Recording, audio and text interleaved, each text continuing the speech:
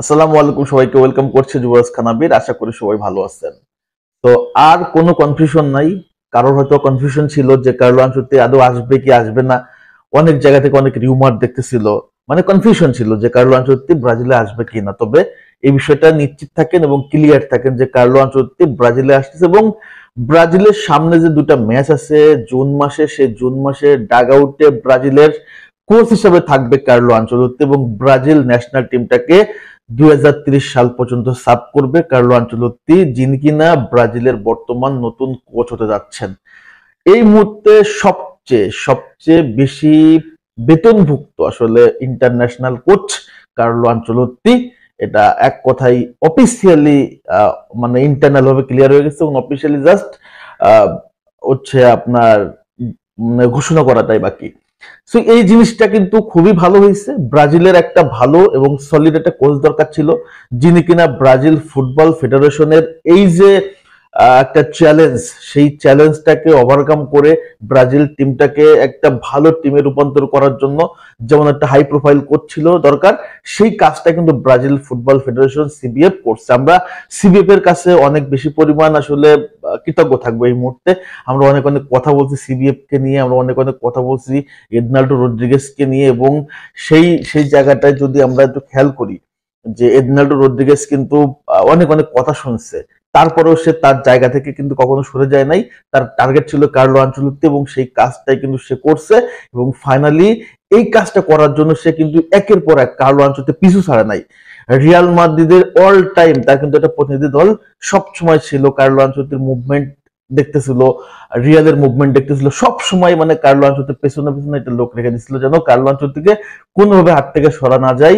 অর্থাৎ বাইন মাছ ধরতে গেলে যেমন ছাই লাগে, সেম ভাবে এডনাল্ডো রদ্রিগেজ ছাই নিয়ে ধরেছিল কার্লোকে ছাড়া যাবে না, এবং অফিসিয়ালি ভাবে এটা একদম মিউচুয়াল হয়ে গেছে, সবকিছু ডিল হয়ে গেছে কত বছরের জন্য এবং বেতন বিষয়টা ক্লিয়ার হয়ে গেছে। সো আমরা জুন মাসে ব্রাজিলের ডাগ আউটে কার্লো আনচেলত্তিকে দেখতে পারতেছি। এখন কার্লো আনচেলত্তি এই আশাটা ব্রাজিল ফুটবলের জন্য যেমন একটা স্বস্তি, সেম ভাবে স্বস্তি হচ্ছে ব্রাজিল ফ্যানদের। আমরা যেমন হচ্ছে ঘুম থেকে ওঠা একটা আরাম ভাবে ঘুম থেকে উঠি না, রিল্যাক্স, এই রিল্যাক্স একটা মোডে চলে গেছি, কারণ আমরা ব্রাজিল ফুটবল টিমটা যে কতটা স্ট্রং আমরা সবই জানি, কিন্তু এই স্ট্রং টিমটাকে ব্যালেন্স করার জন্য একটা কোচ দরকার ছিল।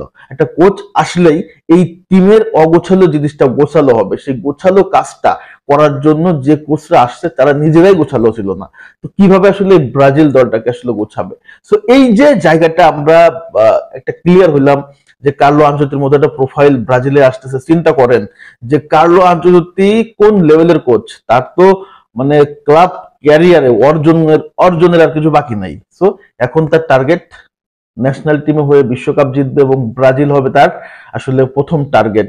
তো দেখা যাক কি হয়। ব্রাজিলের ফুটবলের আসলে আধুনিকায়ন পরিবর্তন হয় কিনা সেটা আমরা অপেক্ষা করব। তবে অনেকেই চিন্তা করতেছেন কার্লো আনচেলত্তির কি টেকনিক হতে পারে, কার্লো আনচেলত্তি কোন প্ল্যানে ব্রাজিল ফুটবল টিমটাকে পরিচালনা করবে, এই বিষয় নিয়ে আসলে ডিটেলস কথাবার্তা বলবো।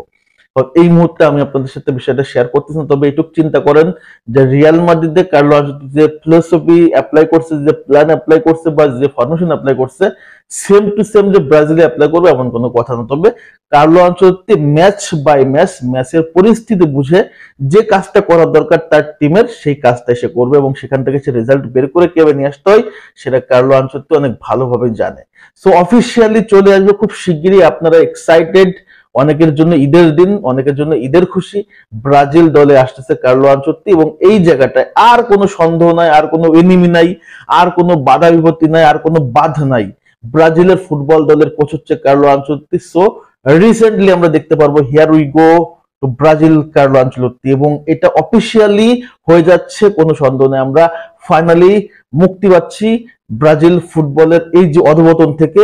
আমি বিশ্বাস করি কার্লো আনচেলত্তি আসলেই এই অধঃপতন থেকে ব্রাজিল ফুটবলটা মুক্তি পাবে, ধারায় ফিরবে, যোগ্যপনীত ফুটবলে ফিরবে ব্রাজিল।